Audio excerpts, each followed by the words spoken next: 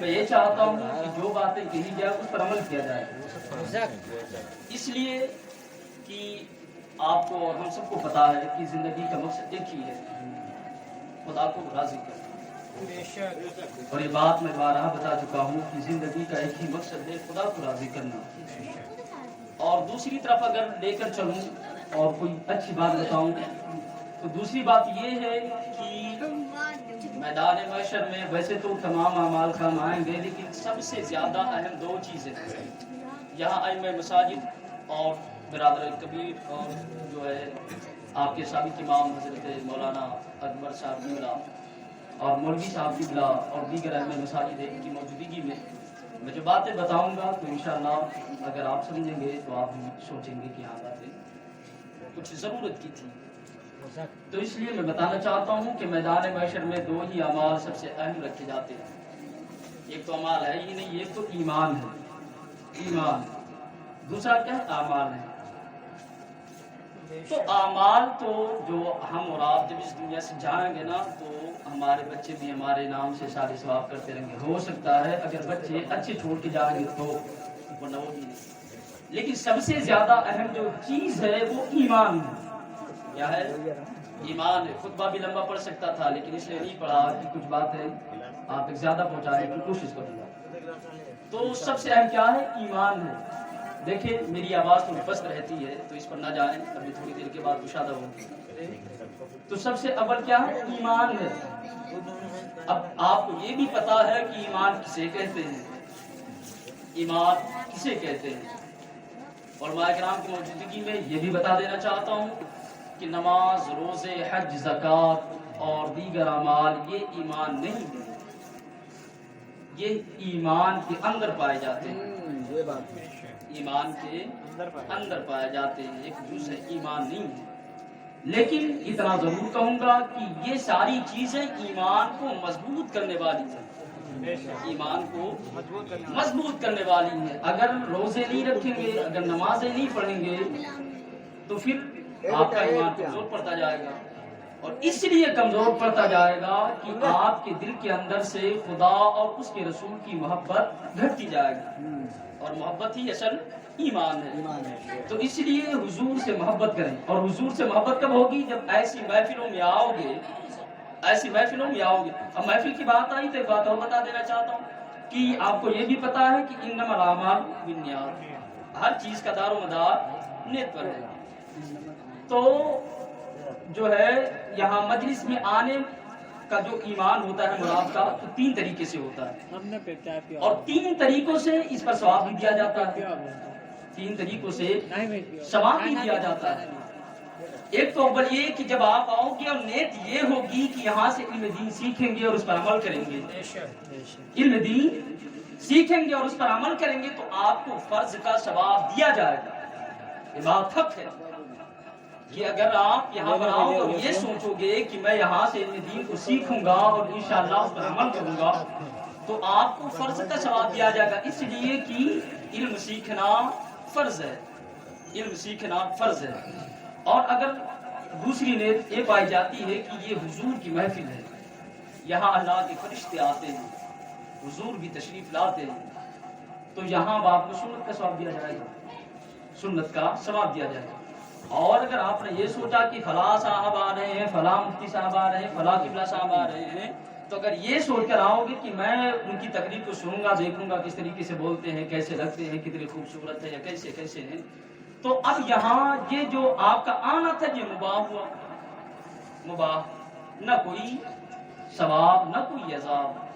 تو اب نیت رکھیں یہاں اچھی باتوں کو سیکھنے کی تاکہ آپ کو فرض کا ثواب دیا جائے، یہ علمی باتیں ہیں، ورنہ لطیفے میں بھی جانتا ہوں۔ تو یہ کیا ہے؟ فرض ہے، اور جو فرض کا ثواب لینا چاہتا ہے وہ کیا کرے؟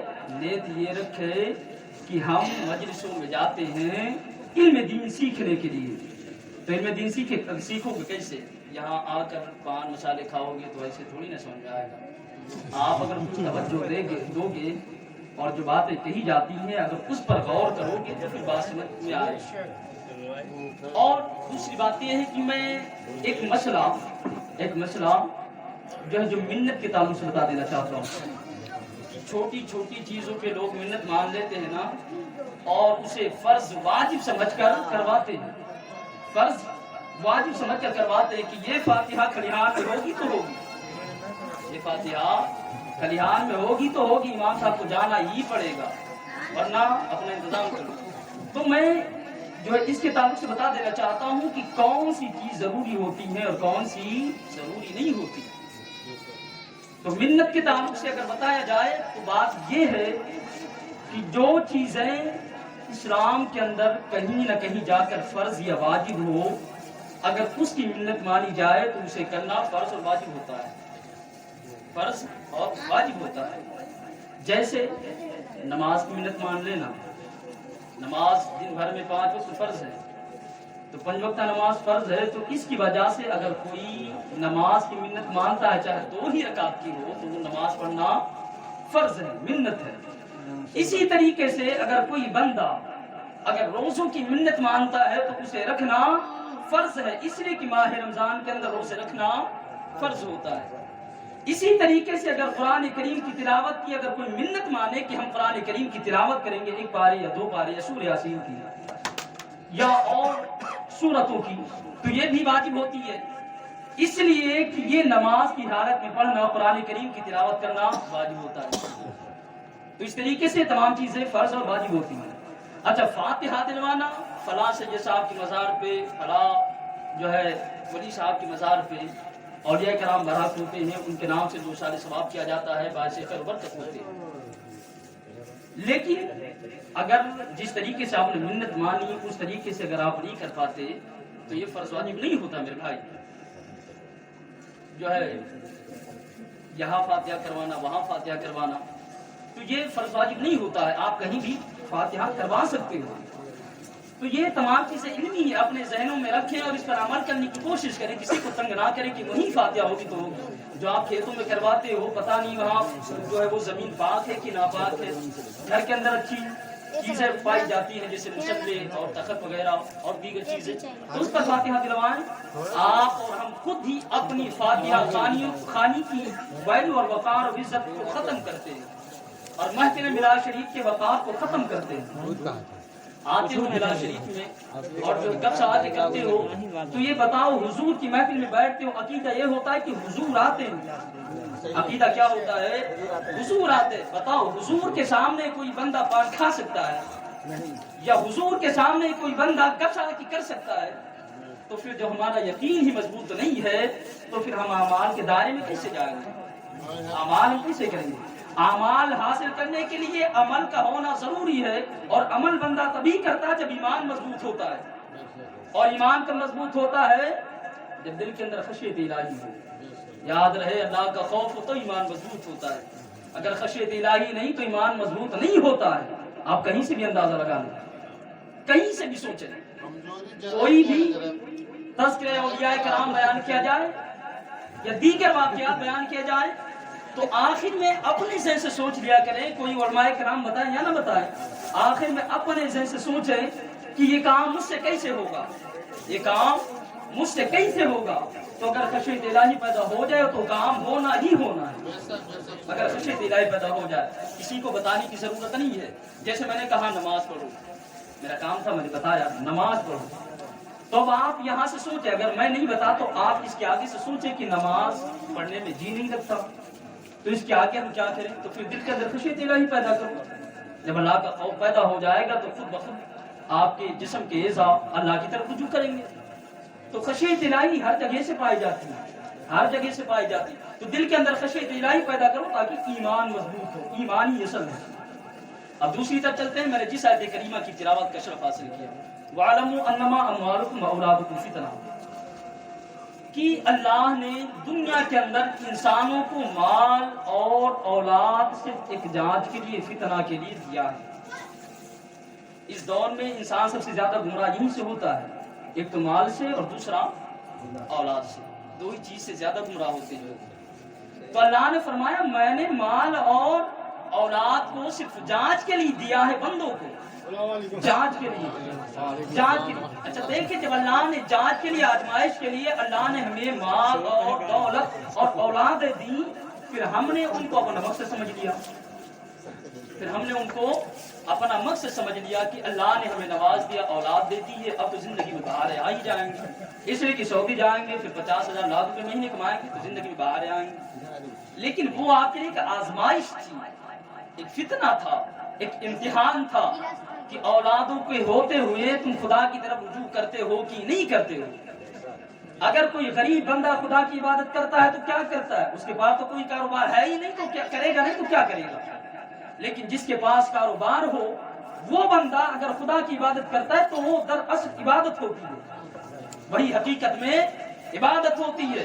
کوئی غریب بندہ اگر خدا کی عبادت کرتا ہے تو میں یہ نہیں کہتا کہ اسے ثواب نہیں ملتا، برحق وہ بھی عبادت ہے، ثواب بھی دیا جاتا ہے، لیکن حقیقت میں اس سے کہیں زیادہ افضل ان کی عبادتیں ہوتی ہیں جو بندے مالدار ہوتے ہیں، اس لیے کہ ان کے پاس کاروبار ہوتا ہے۔ پھر کاروبار کو بند کر کے خدا کی بارگاہ میں جانا، نمازیں پڑھنا، تو یہ تو اصل ہے ہی، اور یہ تو افضل ہے ہی، اپنے ذہن سے سوچ سکتے ہیں۔ تو کاروبار کے ہوتے ہوئے نماز پڑھنا یہ مشکل ہوتا ہے، اسی لیے اللہ نے مال کو جانچ بنا دیا، فتنہ بنا دیا۔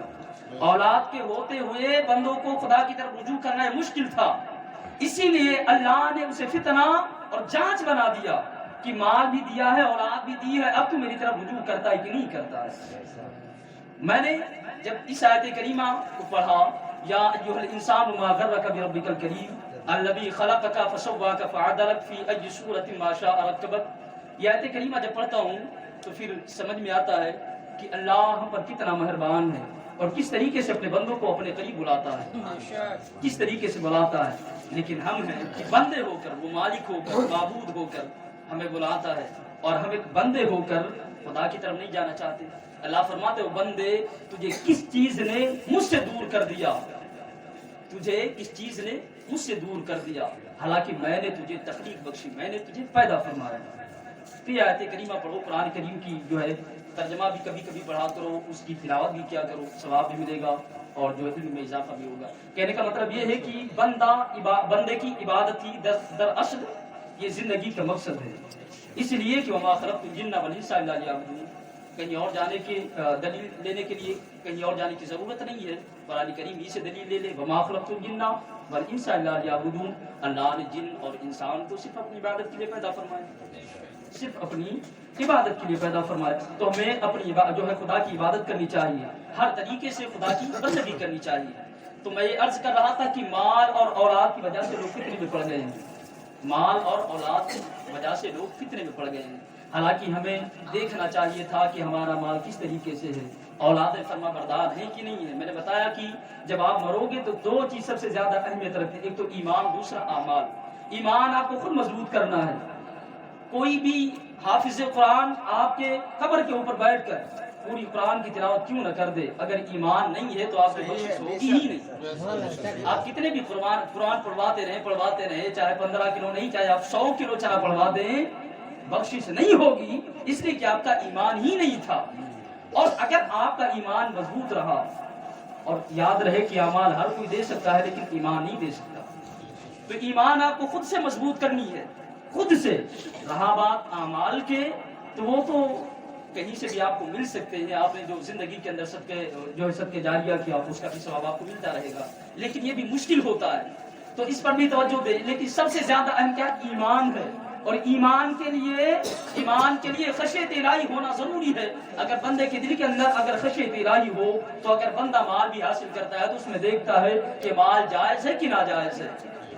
اگر خشیت الہی نہیں ہوتی تو پھر بندہ توجہ نہیں دیتا کہ مال کدھر سے آتا ہے کدھر کو جاتا ہے، تو پھر خشیت الہی کا ہونا یہ ضروری ہوتا ہے۔ تو میرے بھائی دل کے اندر خشیت الہی پیدا کرو، دل کے اندر خشیت الہی پیدا کرو، اور مال جب بھی حاصل کرو تو اسے دیکھ لو کہ کس طریقے سے ہے، اور اگر مال جائز ہے تو اسے استعمال کرو۔ مال بھی کمانا ہمارے لیے ضروری اس دور کے اندر، لیکن حرام مال کمانا یہ ضروری نہیں ہے، بلکہ یہ تو گناہ ہے اور اس کی وجہ سے آپ پھنس سکتے ہو۔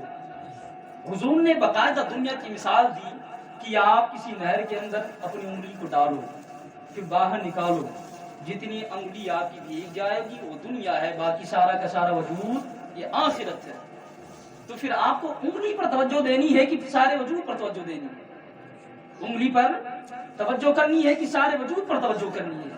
तो अब आप यहाँ से सोचेंगे कि सारे वजूद पर तवज्जो करनी है, इसलिए कि दुनिया जो है अंगुली जो भीगी है वो थोड़ी सी है, तो दुनिया भी थोड़ी सी है, बाकी पूरा वजूद ये आखिरत का है। आपको जो सजा और जो है आपको मजा इशारा का सारा आपको मैदान में शिरकत कर दिया जाएगा, तो इसलिए उसका ख्याल किया जाए। लोग दुनिया के अंदर ये सोचते हैं कि मैं काश मौत से बच जाता, मैं काश मौत से बच जाता।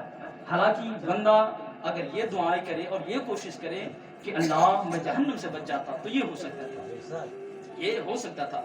जहन्नम से इंसान बच सकता है, लेकिन मौत से नहीं बच सकता। हमारा ख्याल क्या होता है, अल्लाह मैं मौत से बच जाता, जो कभी होने वाला नहीं है।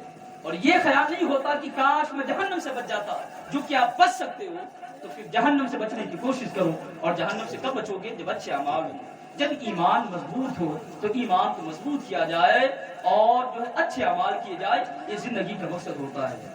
हजरत हातिम असम रहमतुल्लाह ताला अलैह जो बड़े पाए के बुजुर्ग हैं, आली शान वाले हैं और आली मर्तबत वाले हैं, तो अल्लाह के बुजुर्ग गुजरे हैं।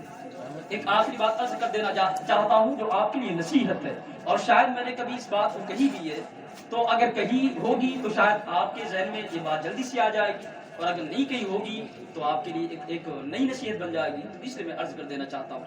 हजरत हातिम असम रहमतुल्लाह ताला अलैह, ये असम उनका लक़ब है, हातिम उनका नाम है। लक़ब कैसे पड़ा ये कभी और बताएंगे। तो हातिम असम रहमतुल्लाह ताला अलैह एक बड़े पाए के बुजुर्ग हैं। इनके पास एक मरतबा एक शख्स आया दावत देने के लिए, हुजूर मेरे घर आपको चलना है दावत की। आखिरी बात अर्ज कर रहा हूँ, हुजूर मेरे घर आपकी दावत है, हुजूर मेरे घर आपकी दावत है। आपने मना कर दिया, लेकिन उसने बार बार असरार किया, बड़ी कोशिश की, मिन्नतों से नाजात किए, तो फिर हुजूर मान गए। हजरत हातिम असम रहमतुल्लाह ताला अलैह मान गए, लेकिन आपने 3 शर्तें रखी। कहा पहली शर्त तो ये है कि मेरा जहां जी कहेगा मैं बैठूंगा, दूसरी शर्त ये है कि मेरा जो जी कहेगा मैं खाऊंगा, तीसरी शर्त ये है कि मैं जो भी काम कहूंगा तुम्हें करना होगा, तुम्हें करना पड़ेगा। ये 3 शर्तें आपने रखी। जब आपने जो शर्तें बता दी और आने के लिए तैयार हो गए, तो जो बंदा था वो जाकर ऐलान करवा दिया कि हजरत हातिम असम रहमतुल्लाह ताला अलैह फलां दिन मेरे घर आने वाले हैं, बुलाने वाले हैं। और उसके घर जो है वलीमा का माहौल था, तो बहुत सारे लोग आए हुए थे। तो जब हजरत हातिम असम रहमतुल्लाह ताला अलैह वहां पहुंचे, तो जाते ही आप चप्पलों के ढेर पर बैठ गए, चप्पलों के ढेर पर बैठ गए। वो बंदा आया और असरार करने लगा, हुजूर वाला आपकी जगह यहाँ नहीं है, आपको तो अंदर चलना है, आपके लिए जो है दस्तरखान लगा हुआ है और जो है अच्छे बिस्तर का इंतजाम किया गया है, तो हुजूर आपकी जगह अंदर है, यहाँ नहीं है। आपने मना कर दिया कि मैंने सबसे पहली शर्त यही रखी थी कि मेरा जहाँ जी कहेगा मैं वहां बैठूंगा, मेरा जहाँ जी करेगा मैं वहां बैठूंगा, लिहाजा मैं यहीं पर बैठा रहूंगा। वो बंदा चला जाता है। फिर जब खाने का टाइम आता है, तो बंदा आता है कि चलो अब दस्तरखान बिछा दिया हूँ और अब चलकर आपको खाना खाना है। तो आपने फिर से मना कर दिया और आपने अपने झोले से सूखी हुई रोटी को निकाला, भिगोया, फिर चबाना शुरू कर दिया। उस रोटी से जो है आपने खाना तनाउल फरमाया। फिर उसके बाद में वो बंदा आया और कहने लगा, हुजूर अगर पेट के अंदर कोई कसर बाकी हो, अगर भूख बाकी हो, तो भी चलकर आप खाना खा सकते हैं, लेकिन अब आप वहां से उठे, लेकिन खाना खाने के लिए नहीं। अंदर गए, लेकिन खाना खाने के लिए नहीं गए। आप अंदर गए और उस मेजबान से कहा कि काम करो, आग जला दो, उसके ऊपर एक तावा रखो, उसके ऊपर एक तावा रखो। आपके फरमान के मुताबिक आग जलाई गई, उसके ऊपर तावा रखा गया। जब तावा रखा गया, तो जब तावा गर्म हो गया, जब तावा खूब गर्म हो गया, तो उसके बाद में हजरत हातिम असम रहमतुल्लाह ताला अलैह उसके ऊपर खड़े हो गए नंगे पैर। जब खड़े हुए तो रब की बारगाह में दुआएं करने लगे, अल्लाह मैं हलाल का खाता हूँ, हराम का नहीं खाता। अल्लाह मैं थोड़ा सा रिस्क खाता हूँ, लेकिन हलाल का खाता हूँ, हराम का नहीं खाता। अभी मैंने जो लुक्मा खाया है, अभी जो मैंने लुक्मा खाया है वो हराम का नहीं था, हलाल का था। अल्लाह अब मेरी इज्जत बचाना तेरा काम है, और तेरे फरमान के मुताबिक तो मैं जिंदगी गुजार रहा हूँ, और जिस तरीके से तू कम खाने वाले बंदों को पसंद फरमाता है, अल्लाह मैंने थोड़ा सा खाया है लेकिन हलाल का खाया है, अल्लाह अब तू मेरी लाज रख ले। आप उस तावे के ऊपर खड़े होते, ये दुआएं करते हैं, फिर उसके बाद में नीचे आ जाते हैं, नीचे आ जाते हैं। फिर अब आप लोगों को मुखातब करके कहते हैं, बंदो, अल्लाह के बंदो, अब यहाँ आपको इम्तिहान देना है। मैं अभी खड़ा था, मैंने जो खाना खाया था, जो रोटी का निवाला चबाया था, میں نے اس کا حساب دیا ہے، میں نے اس کا حساب دیا ہے۔ تم نے جو گوشت تناول کیے، چاول تناول کیا، تم کو ان کا حساب دینا ہے۔ آج جو آپ نے یہاں پر کھانا کھائے اس کا حساب دینا۔ حضرت حاتم اسم رحمۃ اللہ تعالی علیہ فرماتے ہیں کہ چلو باری باری کر کے توے پہ کھڑے ہوتے جاؤ اور جو تم نے کھانا کھایا اس کا حساب دیتے جاؤ، اس کا حساب دیتے جاؤ، حساب دیتے جاؤ۔ وہ بندے کی زبان ہو کر کہنے لگے حضور آپ اللہ کے ولی ہو، آپ توے پر کھڑے ہو سکتے ہو، آپ کے پیروں کے اندر کوئی نشانات نہیں آ سکتے، اس لیے کہ آپ اللہ کے ولی ہو، ہم تو گناہگار ہیں، خطا کار ہیں، عصیانشار ہیں، ہم اس آگ کے تابع پر نہیں کھڑے ہو سکتے۔ تو پھر حضرت حاتم اسم رحمۃ اللہ تعالیٰ نے ایک جملہ کہا تھا کہ وہ لوگ اگر دنیا کے اندر تم ایک وقت کے کھانے کا حساب نہیں دے سکتے، ایک وقت کے کھانے کا حساب نہیں دے سکتے، تو میدان محشر میں ساری زندگی جو تم نے کھایا اس کا سارے کا سارا کا حساب دینا ہے۔ اور رہی بات ولی کی، تو اگر دنیا کے اندر تم ولی نہیں ہو تو بتاؤ میدان محشر کے اندر کون سے ولی بن جاؤ گے؟ میدان محشر کے اندر کون سے ولی بن جاؤ گے؟ جب دنیا جہاں تو عبادت گاہ ہے، اگر چاہو تو خدا کو راضی کر کے ولی بن سکتے ہو، تو یہاں ولی نہیں ہو تو میدان محشر میں کون سے ولی بن جاؤ گے؟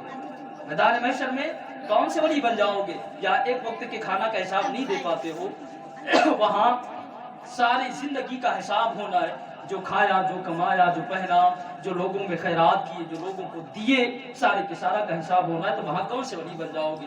پھر تمام چیزوں کو اپنے سبق کے اندر رکھے، اپنے علم کے اندر رکھے اور جو ہے عمل کرنے کی کوشش کرے۔ اگر میں نے جو بات آخر میں کہی حضرت حاتم اسم کی، اگر اس کے مطابق اگر بندہ زندگی گزارنے لگے تو ہو سکتا ہے کہ زندگی کامیاب ہو سکتی ہے۔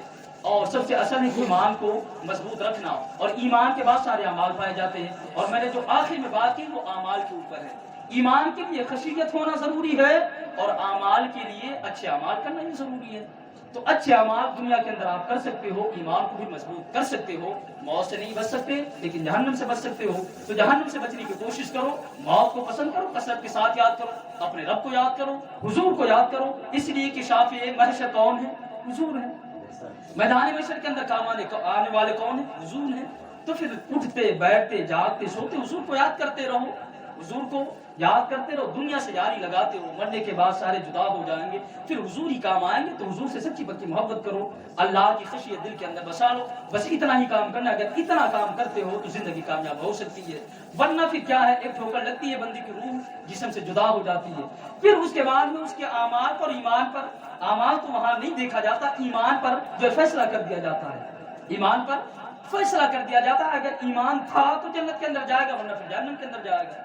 ایک ٹھوکر سے جہنم اور جنت کا فیصلہ ہو جاتا ہے، ایک ٹھوکر سے، ایک ٹھوکر لگتی ہے، بندے کی روح نکل جاتی ہے، اور جیسے روح نکلتی ہے کہ جو ہے بندے کے حق میں فیصلہ سنا دیا جاتا ہے۔